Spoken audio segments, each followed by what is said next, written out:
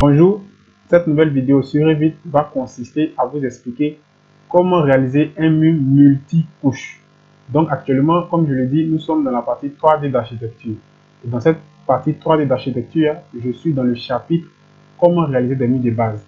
Et je vais prendre la peine de vous expliquer les options que vous devez comprendre normalement. Parce que généralement, lorsque vous partez vers des sites, mais lorsque vous cherchez, on n'a pas le temps de comprendre vraiment beaucoup de choses. Et on réalise ces murs-là rapidement parce qu'on n'a pas le temps.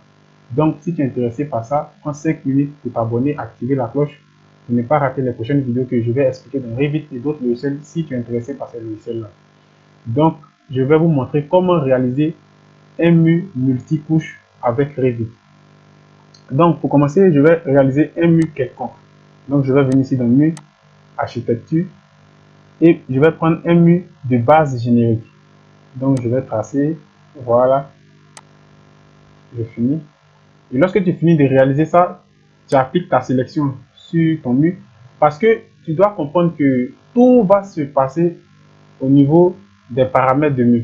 C'est là-bas on va régler tous ces éléments-là. Donc, je vais me diriger automatiquement dans modifier le type. Voilà, donc lorsque je viens dans modifier le type, je vais venir ici dans modifier. Voilà. Donc ici, on a des noms qui sont déjà propres au mur. On a limite de la couche principale, on a ossature, porteur, on a limite de la couche principale. Voilà. Couche en dessous, couche au-dessus. Mur par défaut. Moi, je vais lui insérer d'autres éléments. 1, 2 et 3. Trois autres éléments que je vais lui insérer. Donc maintenant, qu'est-ce que je vais faire maintenant? Je vais placer, c'est-à-dire déplacer les éléments que je viens d'insérer au niveau de ce mur pour pouvoir réaliser mon mur multicouche sur Revit. Donc, je vais faire monter. Je vais sélectionner ici encore, je fais monter. Je vais sélectionner ici encore, je fais monter. Donc, on a les trois éléments que j'ai insérés pour pouvoir réaliser mon mur multicouche. Donc, juste devant, on a matériaux. Donc, on va définir des matériaux qui vont nous permettre de définir chaque partie du mur. Donc, je vais venir ici. Je clique automatiquement ici. Moi, je suis patienté. Et automatiquement, on va chercher, par exemple, béton coulé. On a béton manufacturé, mais moi, je vais prendre béton coulé. Je viens dessus, je vais dupliquer. Voilà. Je vais lui attribuer un nom, isolation. Par exemple, isolation. Comme je le dis, prends la peine de suivre la vidéo jusqu'à la fin pour comprendre. Et lorsque j'ai fini de lui attribuer, par exemple, isolation, excusez, on dirait où se trouve l'élément. Excusez, voilà, je vais répondre parce que duplique. Isolation, isolation. Donc, lorsque j'ai fini ça, il y a des éléments qui vont m'intéresser ici. Juste en haut, vous avez du moins remarqué qu'on a identité, on a graphique, on a apparence physique et thermique. Voilà, nous, l'élément qui va nous intéresser le plus dans cette partie-là, on a motif de surface et on a motif coupe.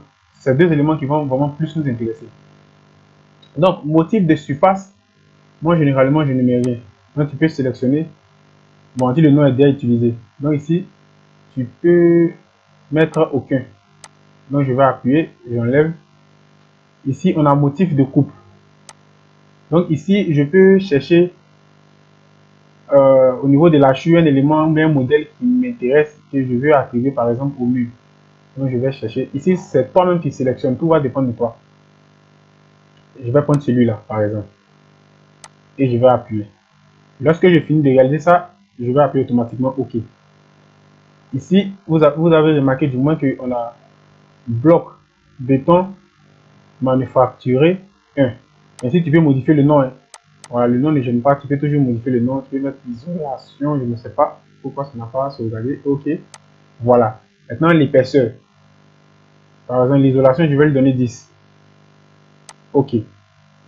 Donc, automatiquement, vous allez remarquer qu'au niveau de l'aperçu, le mur va se modifier de manière simultanée. C'est-à-dire, au fur et à mesure que je suis en train de le modifier ici, vous allez le voir automatiquement ici. C'est une partie du logiciel qui est très importante au niveau de la configuration du mur. Voilà. Lorsque on finit ça, on va s'attaquer à la deuxième partie, c'est-à-dire porteur, la deuxième partie des éléments que j'ai ajoutés. Voilà, donc on va venir ici. Par exemple, je vais lui donner un nom vide air.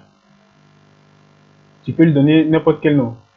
Vide A, c'est un exemple quoi. Vide R, je pense que vide R c'est encore plus logique. Et maintenant, je vais chercher un autre élément. Par exemple, je vais prendre fer. Non, je ne vais pas prendre fer. Acier, acier.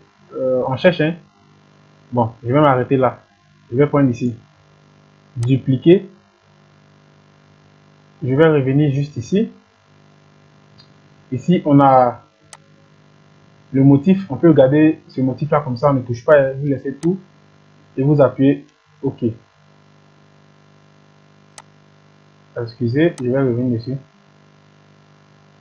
Remplissage, je vais venir sur coupe. J'avais oublié cette partie là. Voilà. Et je vais appuyer OK. Et là maintenant, je vais lui attribuer l'épaisseur que je veux. Par exemple, je vais lui donner par exemple 6. Automatiquement, vous allez voir que la modification s'applique automatiquement. Si j'avais réalisé vite R. Vite R. Je vais laisser ça comme ça. Donc, je vais venir juste ici. Voilà, donc je vais changer du moins. Je vais prendre celle-là. Voilà. OK. OK. Voilà. Donc, automatiquement, vous allez voir que la modification va s'appliquer automatiquement. Maintenant, juste en haut, je vais mettre brique. Donc, on va chercher brique ici ensemble. Brique. Voilà, brique commune. Vous pouvez voir l'apparence, hein, l'apparence de la brique ici. Voilà, je viens juste ici. Moi, ce qui m'intéresse, voilà, c'est ici. Je laisse comme ça, je ne touche rien au niveau de la brique. Et je vais appuyer, par exemple, OK. Et ici, au niveau de la brique, je vais lui donner, par exemple, 12. C'est un exemple. OK. Donc, automatiquement, vous remarquez que on a la brique commune qui est là. Normalement, on a acier inoxydable. Ici, normalement, on peut écrire vite R. Mais si vous voyez que j'ai pris acier inoxydable, c'est que généralement, lorsque tu prends un logiciel d'architecture, généralement, la bibliothèque n'est pas complète. Voilà, vous devez comprendre ça comme ça. La bibliothèque n'est pas complète. Il y a des éléments que on veut avoir, mais qu'on ne peut pas. Qu'on est obligé de partir télécharger et autres sur d'autres plateformes pour pouvoir l'insérer dans le logiciel. Mais comme je suis en train de vous expliquer, c'est pourquoi j'ai pris acier inoxydable pour poursuivre l'explication. Voilà. Donc ici, on a l'isolation, acier inoxydable, brique commune. Maintenant, on va lui insérer encore un autre élément. Donc je vais venir ici, insérer. Et je vais faire descendre l'élément en question. Voilà. Et l'élément que je vais lui insérer ici, je vais du moins l'appeler enduit extérieur. Enduit du moins, excusez, extérieur. Et je vais lui donner une épaisseur. On lui remplir le motif. Donc c'est une obligation pour moi. Donc on va aller remplir le motif enduit. On va chercher un enduit. Vous voyez, comme je le dis, il y a des éléments que vous n'allez pas du moins trouver dans ces trucs là. Donc je vais sélectionner un élément quelconque. Voilà, on va travailler avec ça. On va le considérer que c'est l'enduit. Enduit, point, ça signifie enduit extérieur. Voilà, on va aller un peu plus vite. Donc on va venir juste ici dans motif de coupe plan. Donc on va chercher un élément. On va prendre l'élément, celui-là. Et je vais lui appliquer. Voilà. Je pense que là, ça sera bien. Voilà, que je vais lui appliquer et je vais appuyer OK. Donc au niveau de l'enduit extérieur, je vais dire par exemple 7 cm. Et je vais appuyer OK. Donc automatiquement, vous remarquez que ici, on a presque terminé du moins avec notre mur multicouche. On dit multicouche. Donc c'est ce que vous devez comprendre dans ça. On a la première partie qui est brique commune, acier inoxydable. Ici, je vais préciser encore, j'ai pris acier inoxydable parce que l'élément que je dois chercher dans la bibliothèque, je ne trouve pas l'élément en question. Donc j'étais obligé de prendre ce nom-là pour faire l'exemple. Se trouve ici, on a l'isolation, on a enduit extérieur qui se trouve juste ici. Voilà. Donc, on peut voir ça dans l'aperçu. Je pense que nous sommes dans l'aperçu actuellement. Dans l'aperçu. Voilà, vous pouvez vous-même le remarquer juste ici. Donc, lorsque vous terminez avec ça, prenez toujours la peine de sélectionner, pas de sélectionner, de sauvegarder l'élément parce que c'est une partie qui est très du moins, excusez-moi, c'est une partie qui est complexe.